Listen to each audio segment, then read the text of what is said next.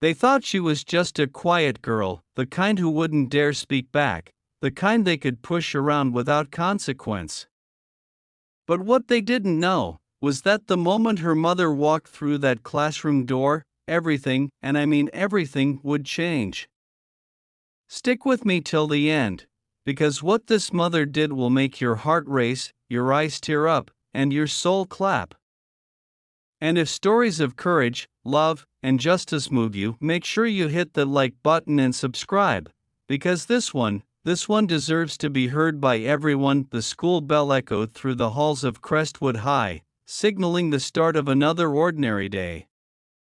The chatter of students filled the air, laughter mixing with footsteps, lockers slamming, and the buzz of teenage energy. But in the back corner of room 208, a girl named Emily sat quietly, sketching in her worn-out notebook. Her drawings were her escape, delicate lines of trees, flowers, and faces that told stories she never said aloud. Emily wasn't invisible. She was just quiet. The kind of girl teachers described as polite and reserved, and classmates called weird. Her voice was soft, her clothes simple, her presence gentle, and in a cruel world, that made her a target. Across the room sat Lena, the queen bee of the class, confident, loud, and always surrounded by her loyal friends, Zach and Tina. They ruled the classroom like a stage, performing for laughs and validation. And lately, Emily had become their favorite prop. It started with whispers. Then came the paper balls thrown when the teacher wasn't looking. Then mockery, insults, and accidental bumps in the hallway. Emily never fought back. She just lowered her gaze, forcing a smile that hurt to hold. But that one day, things went too far. Mrs.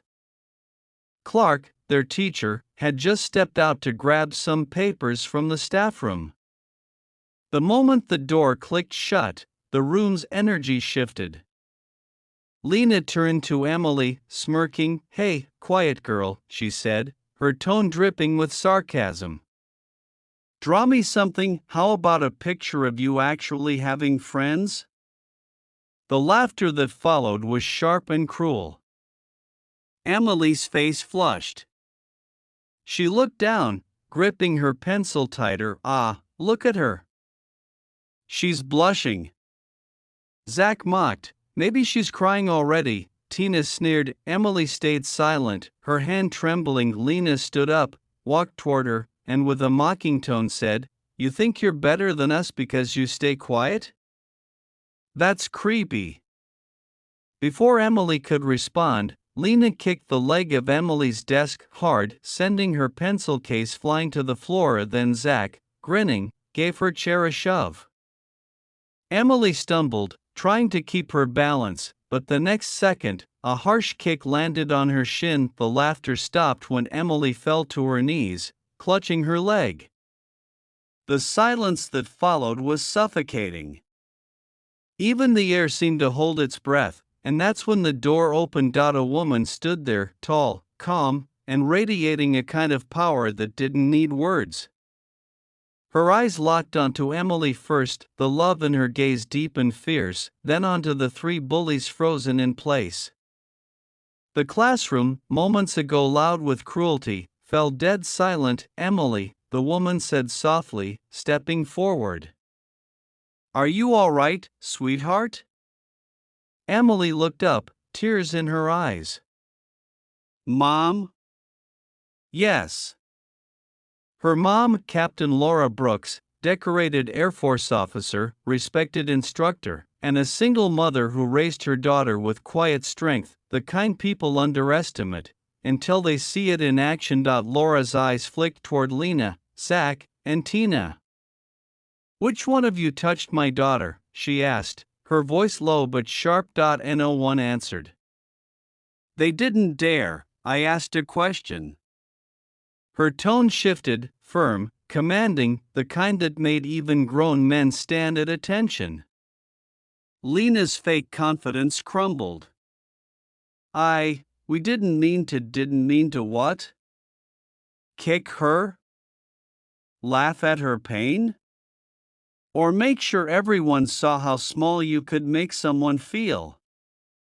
Laura's words cut like glass. Zach opened his mouth, but Laura raised a hand. No excuses. Because what you did wasn't a joke, it was cruelty. Mrs. Clark returned, startled by the scene, but Laura calmly turned to her. I'm not here to start a fight. I'm here to start a lesson. She knelt beside Emily, brushing her daughter's hair gently. Sweetheart, you don't ever have to stay silent when someone hurts you. Being kind doesn't mean letting people break you. Then she stood up and looked back at the class. And for the rest of you, take a good look at her. This girl is stronger than all of you combined. Because it takes courage to be gentle in a world that celebrates cruelty. The principal arrived moments later, having been called by Mrs. Clark. The situation was handled swiftly, the bullies were suspended, their parents called in, and a strict anti-bullying policy was reinforced across the school. But what mattered most wasn't punishment, it was what changed after Elena, the ringleader, didn't show up for a week. When she returned, her arrogance was gone. Her mother had made her volunteer at a community center during suspension, where she met kids who were bullied worse than she could imagine. It changed her. One morning, she walked up to Emily's desk, nervous but sincere. I'm sorry, she said. For everything. Emily hesitated, then nodded. Thanks. They never became friends, but they learned to coexist, and that was enough. Over time, Emily's quiet confidence grew. She started sharing her drawings on the school bulletin board. Her art spoke for her. And one day, her sketch of a girl standing tall beneath storm clouds, with the caption "You can't silence light," went viral across the school's social media. It wasn't just art. It was a statement. Ending. Narrator tone returns, emotional music rising. They thought she was a quiet girl, someone they could kick, mock, and forget.